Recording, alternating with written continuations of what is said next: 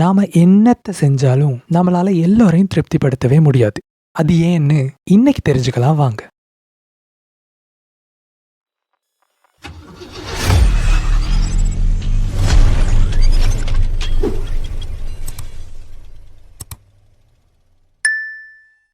நாம நம்ம வாழ்க்கையில திருப்தியா இருக்கோமா இல்லையா அப்படிங்கிறத 2 வகையான விஷயங்கள் முடிவு பண்ணுது அப்படின்னு நான் சொல்லல, ஹர்ஸ்பர்க் சொல்றாரு.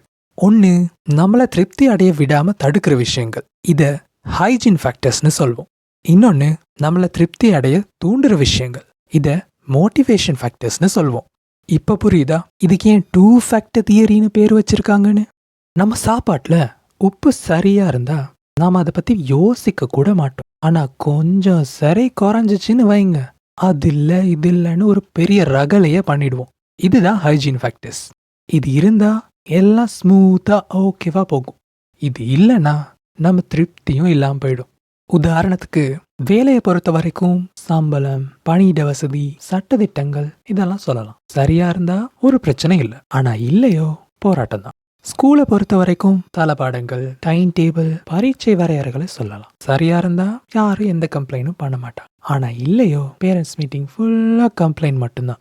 வீட்டை பொறுத்த வரைக்கும் ஒழுங்கான வீடு, தண்ணி, கரண்ட் வசதி இதெல்லாம் சொல்லலாம். சரியா இருந்தா வீட்டுல யார் இருக்கானே தெரியாது, இல்லையோ டெய்லி சண்டை தான். கவனிச்சிங்களா? வேலை தளமா இருக்கட்டும், ஸ்கூலா இருக்கட்டும், வீடா இருக்கட்டும், இது எல்லாமே நமக்கு அடிப்படையா தேவையான விஷயங்கள். இது சரியா கிடைக்கல அப்படின்றப்போ நாம அப்செட் ஆகி அதிருப்தியா இருக்கிறது நியாயம்தானே.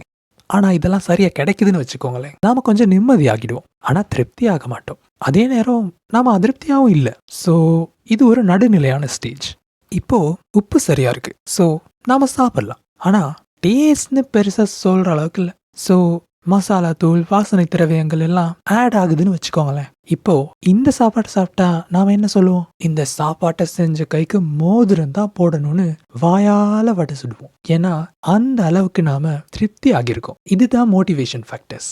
இது கட்டாயமா இருக்கணும்னு இல்லை, ஆனா இருந்தா நாம திருப்தி ஆகும். உதாரணத்துக்கு வேலையை பொறுத்த வரைக்கும் மேனேஜர்ஸ் நம்மளை கூப்பிட்டு பாராட்டுறது, சவாலான வேலைகளை செஞ்சு முடிக்கிறது, நம்ம கெரியர்ல வளர்ந்து வரதுக்கான வாய்ப்புகள் கிடைக்கிறது.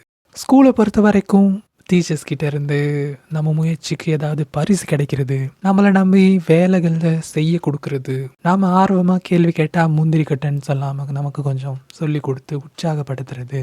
வீட்டை பொறுத்த வரைக்கும் நம்மளை மதிக்கிறது, நம்ம கூடவே சப்போர்ட்டிவா இருக்குது, நமக்கான சுதந்திரத்தை கொடுக்கறதுன்னு இது எல்லாத்தையுமே மோட்டிவேஷன் ஃபேக்டர்ஸா சொல்லலாம். இதெல்லாம் கட்டாயமா கிடைக்கணும்னு இல்லை, ஆனா கிடைச்சா நமக்கு ஏதோ எக்ஸ்ட்ராவா கொஞ்சம் சந்தோஷம், அதுதான் நாம திருப்தின்னு சொல்வோம்.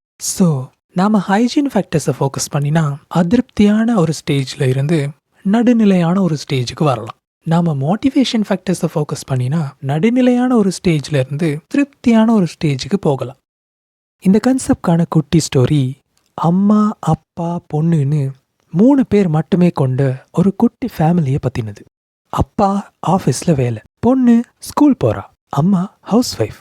நம்ம எல்லோர் வீட்லயும் மாதிரி சேவலுக்கு முன்னாடி எழும்புற அம்மா தான் இந்த வீட்லயும்.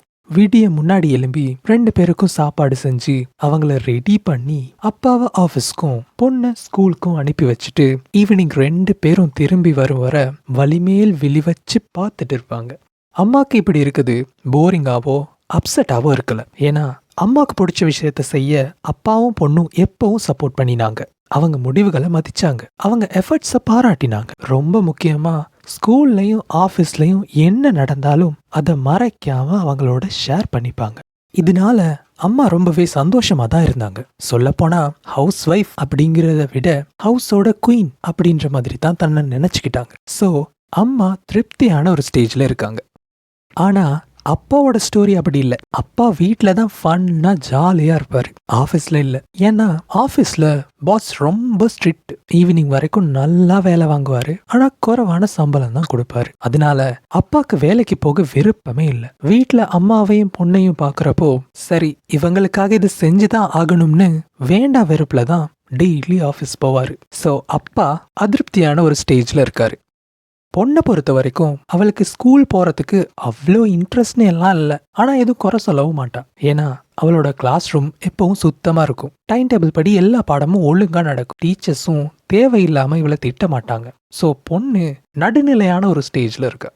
So the moral of the story is, நாம யாரையாவது திருப்திப்படுத்தணும்னா முதல்ல அவங்க எந்த ஸ்டேஜ்ல இருக்காங்கன்னு தெரிஞ்சுக்கணும். அதுக்கப்புறமா அவங்களோட ஹைஜீன் ஃபேக்டர்ஸ்ல கவனம் செலுத்தணுமா இல்ல மோட்டிவேஷன் ஃபேக்டர்ஸ்ல கவனம் செலுத்தணுமான்னு முடிவு பண்ணிடலாம். நீங்க என்ன நினைக்கிறீங்க? இந்த கதையில வர அப்பாவையும் பொண்ணையும் திருப்திப்படுத்த நாம அவங்களோட ஹைஜீன் ஃபேக்டர்ஸ்ல ஃபோக்கஸ் பண்ணணுமா இல்ல மோட்டிவேஷன் ஃபேக்டர்ஸ்ல ஃபோக்கஸ் பண்ணணுமா?